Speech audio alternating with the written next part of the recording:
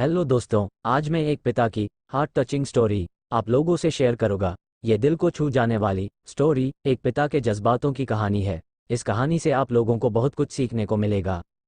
ये स्टोरी शुरू होती है जब मैं घर से गुस्से में बड़बड़ाते हुए निकल आया था और बस स्टैंड की तरफ आगे बढ़ने लगा। मैं मन ही मन बड़बड़ा रहा था, पता नहीं कितने पैसे छुपा के रखे हैं, लेकिन मेरे लिए एक बाइक नहीं ले सकते। अब मैं यहाँ से चला जाऊंगा और तब तक वापस नहीं आऊंगा जब तक मैं खुद के पैसों से बाइक नहीं खरीद लेता।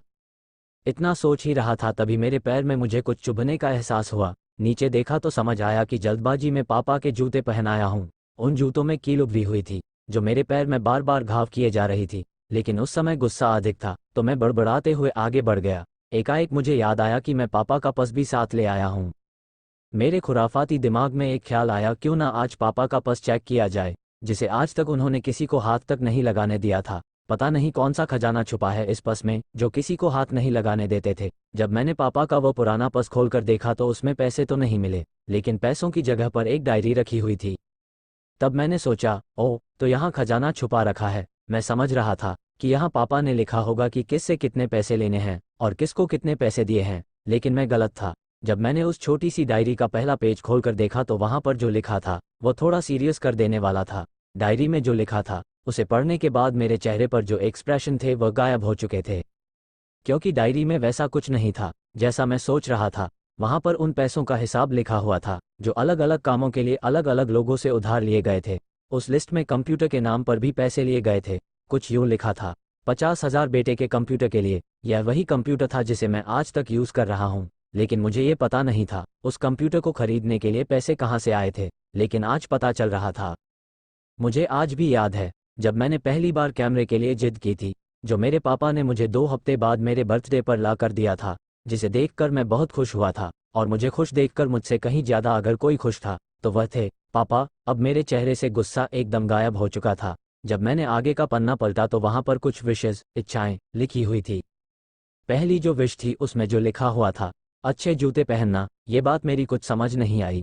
तभी मेरा पाँव अचानक सड़क पर भरे हुए पानी पर जा पड़ा और तभी मेरे पाँव में कुछ गीलीपन होने का एहसास हुआ। जब मैंने जूता उतार कर देखा तो उसका तला टूटा हुआ था। ये देखकर मुझे डायरी में लिखी बात याद आ गई। तभी मुझे माँ पापा की कही बातें भी याद आ रही थी कि कैसे माँ जब कहा करती थी पापा से, अब तो जूते पुराने हो गए, नए ले लीजिए, तो पापा अक्सर यह कहकर टाल दिया करते थे, जूते अभी और चलेंगे, अभी कुछ दिन पहले तो लिए थे। मुझे आज समझ आ रहा था कि कितने दिन और चलेंगे। साथ ही साथ ये भी समझ आ रहा था कि पापा पर्स को क्यों छुपा कर रखते थे। तभी उस डायरी को पढ़ते हुए बस स्टैंड पर पड़ी बेंच पर आकर बैठ गया। अब उस डायरी का आखिरी पन्ना बचा हुआ था। उस पन्ने को जब मैंने पलट कर देखा तो वहाँ कल की डेट लिखी हुई थी। तारीख के नीचे लिखा हुआ था 50,000 रुपये बाइक के लिए। बस इतना पड़ा और दिमाग सन रह गया। अब मेरे मन में कोई शिकवा गिला नहीं बचा था, बस मेरी आंखों से आंसू चले जा रहे थे। मुझे आज तक नहीं पता तब मैं क्यों रोए जा रहा था। अब मैं जल्दी से घर की तरफ भागा, लेकिन जूतों की वह कील पाँव में अब तक घाव बनाने में कामयाब हो चुकी थी। मैंने जूतों को रास्ते में ही निकाल कर फेंक दिया और भागते लड़खड़ाते हुए घर जा पहुंचा, लेकिन पापा घर पर नहीं थे। मैं समझ गया वह कहाँ थे। मैं सीधा पास वाली बाइक एजेंसी की तरफ भागा। पता नहीं आज कहाँ से इतनी ताकत आ गई थी कि मैं भागते हुए थक नहीं रहा था, और वह भी बिना जूतों के नंगे पैर। जैसे तैसे मैं बाइक एजेंसी पर पहुंचा। पापा वही थे। मैंने पापा को दौड़कर गले लगा लिया और मेरी आंखों से आंसू रुकने का नाम ही नहीं ले रहे थे। पापा को समझ नहीं पा रहे थे आखिर हो क्या रहा है, मैं क्यों रो रहा हूँ। मैंने पापा से कहा, पापा मुझे मोटरसाइकिल नहीं चाहिए, आप अपने लिए जूते ले लीजिए। अब आज से मैं जो भी करूँगा अपनी मेहनत से अपने बलबूते पर पढ़कर करूँगा। दोस्तों, बस इतनी सी थी ये कहानी। आशा करता हूँ ये कहानी आपको पसंद आई होगी। इस कहानी पर आपका क्या सोचना है हमें कमेंट करके ज़रूर बताएं। कहानी अच्छी लगी हो तो लाइक, सब्सक्राइब और शेयर ज़रूर करें।